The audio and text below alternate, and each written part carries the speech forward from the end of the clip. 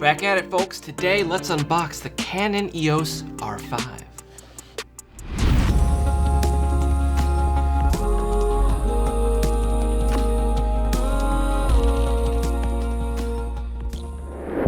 The R5 has made quite a splash since first introduced back in 2020. With some of the best specs in the market, photographers and videographers alike have been flocking to this camera.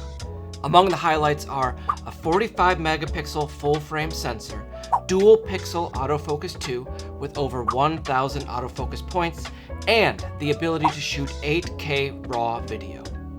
So, should you be upgrading to this camera in 2022? That's a question we'll tackle later in the video, but first let's dive in and unbox this beast of a camera.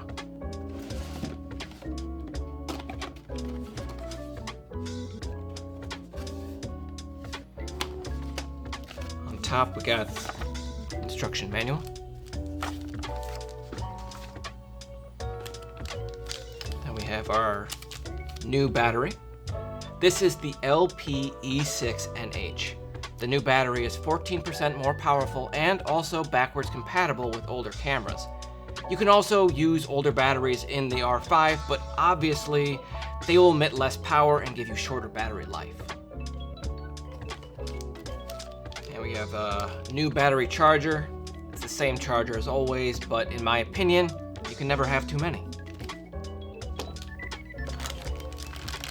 And USB-C.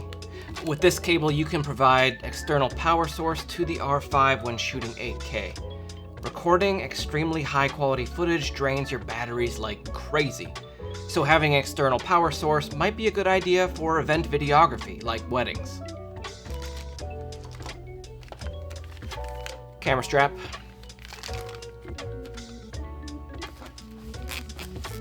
And the camera body.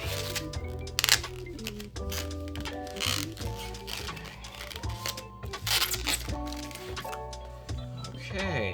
And there we have it, the EOS R5.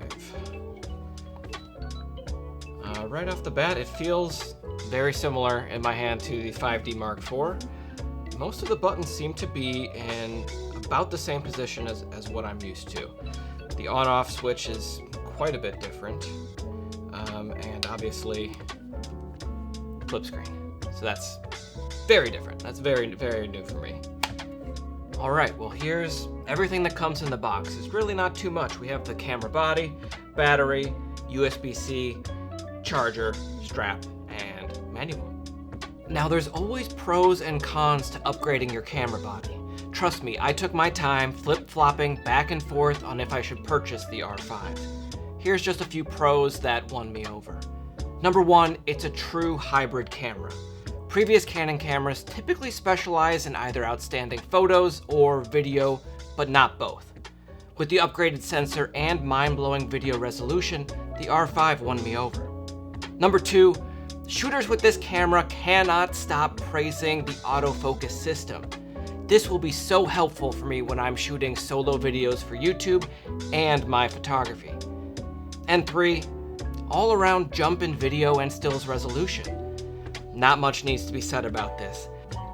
I've never shot with a 45 megapixel camera, and I'm excited to see how this improves my workflow in Photoshop. And now, here's a few downsides.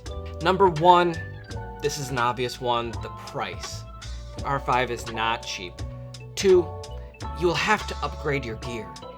Canon mirrorless cameras come equipped with an RF mount, replacing the older EF mount. With this, they've introduced a whole new line of RF lenses, but don't panic.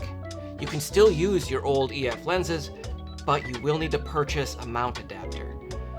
And aside from that, the R5 now takes CF Express cards, which also are not cheap. And lastly, overheating.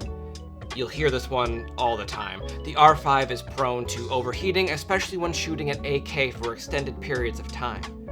Personally, I don't plan on shooting at 8K too often or for long stretches of time, so I don't think it's going to be an issue for me. All in all, I am so excited to try out the R5. So stay tuned and don't forget to subscribe to my channel for more videos like this.